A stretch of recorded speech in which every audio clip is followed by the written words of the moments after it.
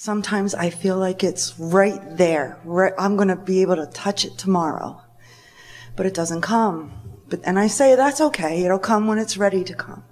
But let us give you something really, really, really, really good to know. What you really want can come now or within a few minutes. Because what you really want, the reason that you want everything in a manifested form that you think you want is because you believe you will feel better in the having of that. So if you can just, for a little while, accept that since it's joy is the reason that you want it, you want it because you think it will feel better to have it. If you can believe us when we say you can find a way to feel better now, which means you're going to get what you want now. It's just that you want the means to it to be exactly as you've defined it. In other words, I want to be happy down because of that path unfolding just that way. And we want you to stop nitpicking over how the happiness comes and just accept that you can find the happiness right now or within an hour or certainly within a day. And if you can be satisfied with the happiness that is here, which is the reason that you want everything, then all of the means to that end will show up for you. It's the means to the end thing. That's what's tripping you all up. You see, you want manifestations which you know are not going to happen instantaneously. It's like, let's say you're deeply in debt and what you really want is a big pile of money. Well, there's a big difference between where you are in terms of the manifestation in your bank and where you want to be. If you could realize that you have the ability to find ease, that you can find clarity right now while the money may be a little while in coming. You could find a feeling of peacefulness right now while the money may be a little while in coming.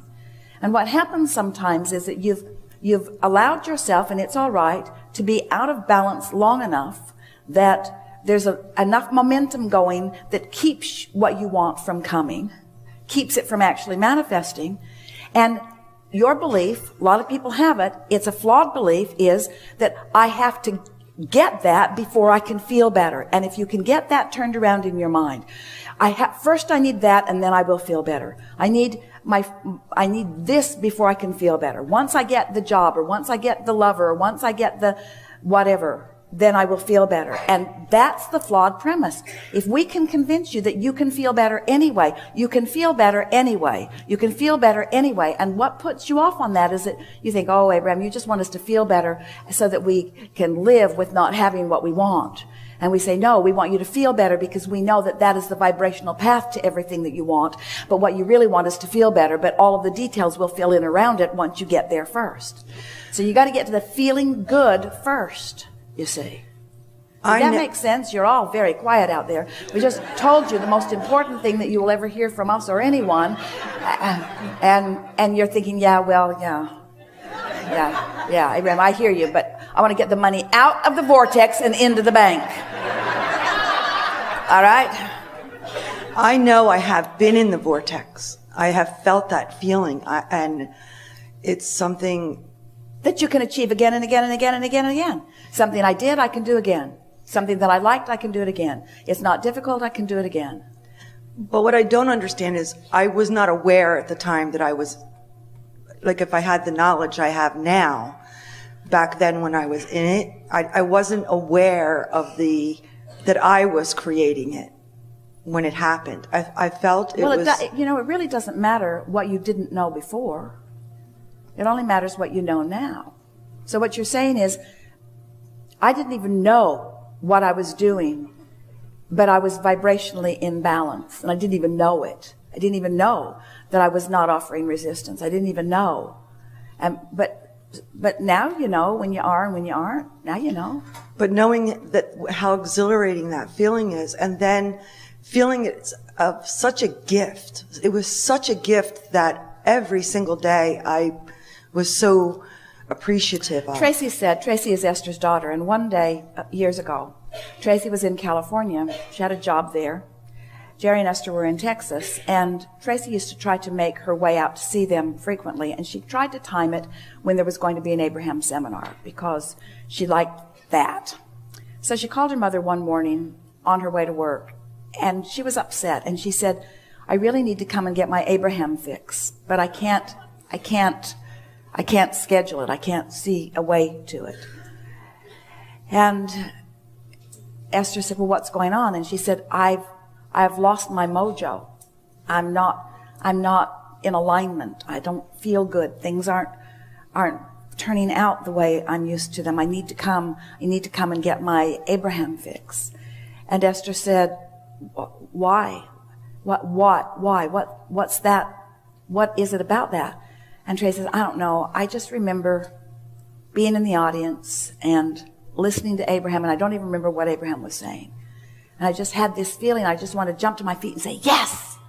I just felt, yes! And then Tracey said, oh, never mind. The feeling came back. All she had to do was remember. She wasn't that far away from it. All she had to do is remember what it felt like. You see, we think that we have you thinking more than is good for you. You want to think. You like the drama of things too. But if you could just remember, what does it feel? Do you remember feelings of satisfaction? Oh, yes. Well, take yourself to a place. Esther, when she is looking for a feeling of satisfaction, she remembers being really little. She's not sure how old she was, out between the lilac trees with every blanket that she could bring from the house out there. Her mother was always looking for things, and they were usually between the lilac bushes out there. And Esther remembers just sitting there by herself for hours on end, enjoying being in that little place between the lilac bushes. And Esther can't remember what she was thinking. She just remembers how good it felt being there, how much she liked being there. She could hardly wait for the snow to thaw and the ground to be dry enough that she could drag the blankets out and get between the lilac bushes just to be. Well, all you have to do is now she thinks about being in the treehouse. Or what it feels like to be in conversation with someone who's really easy to be with. In other words, you don't have to figure it all out. Just find some touchstone that always feels good to you when you think about it, and use it as your reason to feel good right now. Adjust your vibration by reaching for the feeling. I do that every day. I try to bring myself back to that. So what's up with this? What's this all about? What's all of this? I guess I feel that when I was in the vortex and things were going my way and things were happening so quickly, I don't understand where it went. And I know I did it. But do you understand the poison in that question? I don't understand what I'm doing wrong. I don't understand where it went.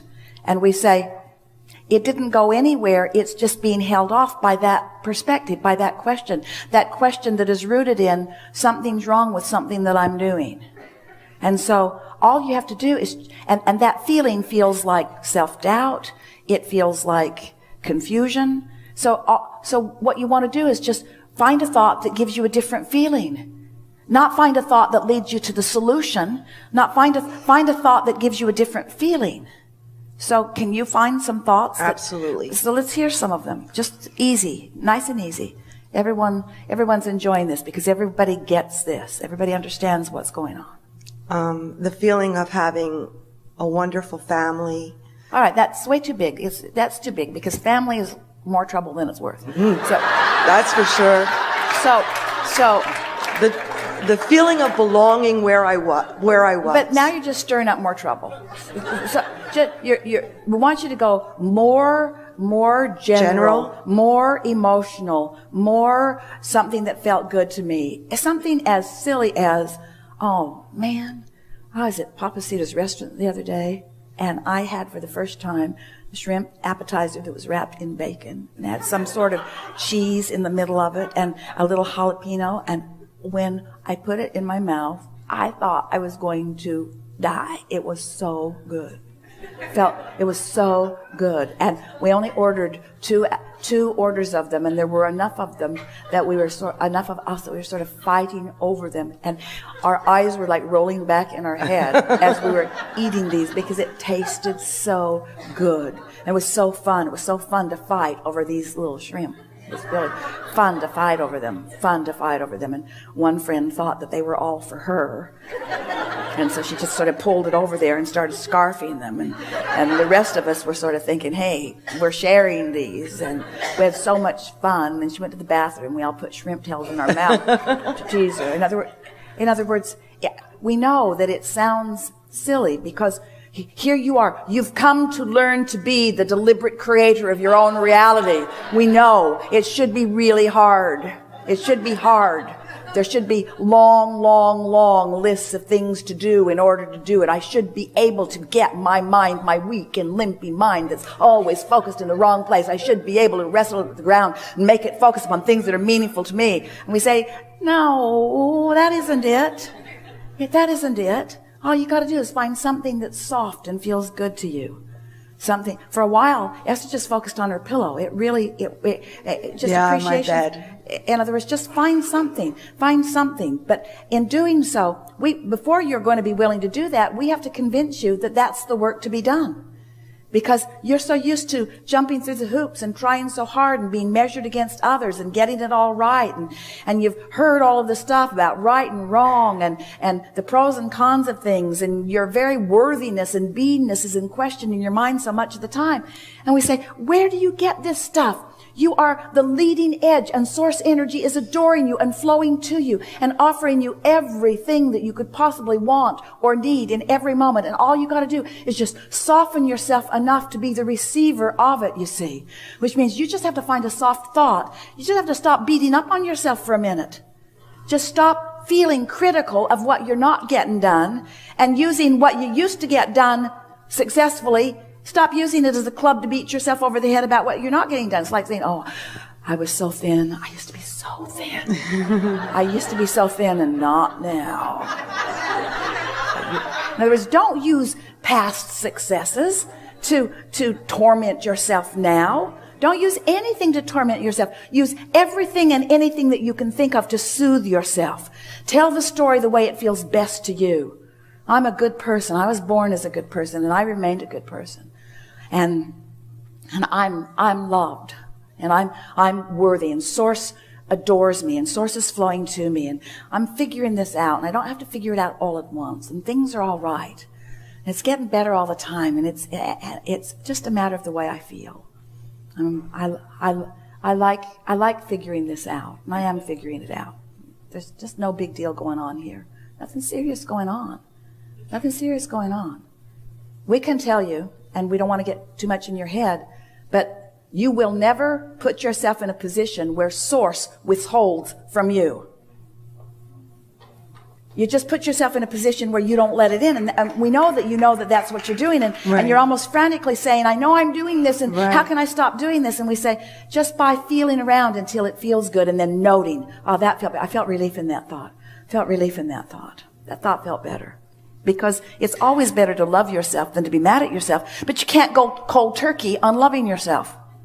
In other words, if you've got momentum going where you're self-critical or critical of others, critical about anything, you're not going to all of a sudden just drop that. There's momentum going. But you can remember the shrimp that tasted good, and that's a respite. That's relief. That's relief from that. You can remember something funny that happened. If you would just get together with friends and talk about the funniest things that you remember happening, your energy would shift.